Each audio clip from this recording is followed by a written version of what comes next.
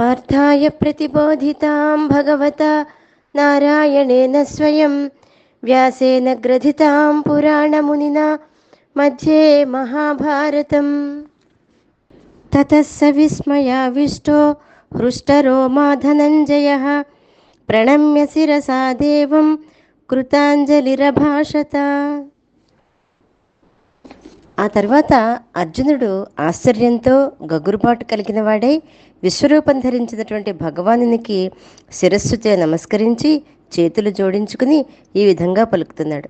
ఇదే అర్జునుడు మొట్టమొదటి యోగమైనటువంటి అర్జున విషాద యోగంలో కింనో రాజ్యేన గోవింద కిం భోగేర్జీవితేనవా అంటే నాకు ఈ విజయం కానీ సుఖాలు కానీ రాజ్యం కానీ అక్కర్లేదు గోవింద, ఈ రాజ్యం వల్ల కానీ ఈ భోగాల వల్ల కానీ ఈ జీవితం వల్ల కానీ ఏం ప్రయోజనం, నాకు ఇవేమీ వద్దు అని చాలా దుఃఖంతో అడిగినటువంటి అర్జునుడికి కర్మయోగం, జ్ఞానయోగం, ఆత్మ సంయమన యోగం, రాజవిద్య రాజగుహ్య యోగం, విజ్ఞాన యోగం, విభూతి యోగం మొదలగు యోగాల ద్వారా కొన్ని విషయాలను మళ్ళీ మళ్ళీ చెప్పి అభ్యాసం చేయించిన తర్వాత పరిపక్వత వచ్చినటువంటి తర్వాత కేవలం జ్ఞాననేత్ర లేదా దివ్యనేత్రానికి మాత్రమే కనిపించే తన యొక్క విశ్వరూప దర్శనాన్ని అర్జునుడికి కలిగించాడు.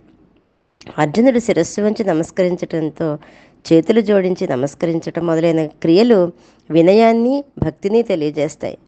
లౌకిక రంగంలో కానీ పరమార్థ రంగంలో కానీ ప్రతి కార్యంలోనూ చాలా శ్రద్ధ అవసరం.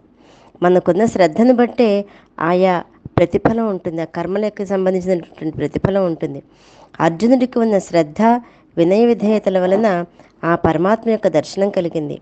భగవంతుడిని ఎవరైతే చూస్తారో వాళ్ళకి మళ్ళీ ఈ సంసార కోపంలో పడవలసిన అవసరమే ఉండదు.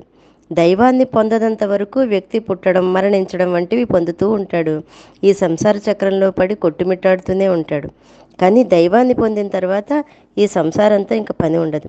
కనుక అర్జునుడి వలె జ్ఞాననేత్రంతో మనం కూడా ఆ పరమాత్మ యొక్క విశ్వరూపాన్ని ఆస్వాదిద్దాం. జై గురుదత్త.